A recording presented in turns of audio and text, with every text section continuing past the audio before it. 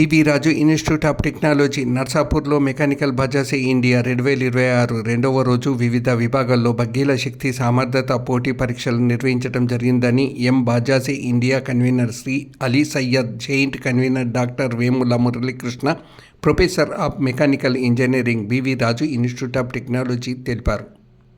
రెండవ రోజు ఉత్సవభరిత వాతావరణంలో విద్యార్థులు తమ ఇంజనీరింగ్ నైపుణ్యాలను acceleration, sled pull, monitor, variability, suspension, traction వంటి కీలక పరీక్షల్లో బగ్గీల జట్లు తమ సామర్థ్యాన్ని ప్రదర్శించాయి.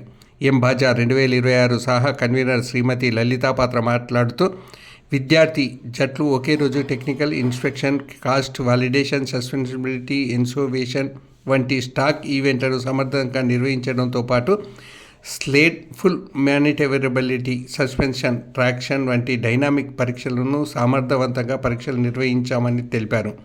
ద్రోణాచార్య ఫ్యాకల్టీ అడ్వైజర్ అవార్డు కోసం నిర్వహించిన గ్రూప్ చర్చల అనంతరం ఎంపికైన అధ్యాపకులకు ఈరోజు ఇంటర్వ్యూలు నిర్వహించబడతాయన్నారు. ఈ సందర్భంగా బాజాజ్ ఇండియా ఆర్గనైజింగ్ కమిటీ కార్యదర్శి శ్రీ జతన్ గార్ల మాట్లాడుతూ, మెకానికల్ బాజాజ్ ఇండియాలో పాల్గొనే అన్ని జట్లకు కొత్త హోండా ఇంజన్ను పరిచయం చేయడం ఆనందంగా ఉంది. Honda India power production limited విద్యార్థులకు సబ్సిడీ ధరలో ఇంజన్ను అందిస్తుందన్నారు. 425cc సామర్థ్యంతో కూడిన ఇంజన్ను గరిష్ట టార్క్ను అందిస్తుంది.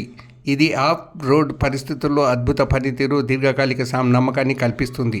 విద్యార్థుల తరగతి గదిలో నేర్చుకున్న సూత్రాలను వాస్తవ ప్రపంచ ఇంజనీరింగ్ పరిష్కారాలుగా మార్చగలరని మేము విశ్వసిస్తున్నామన్నారు.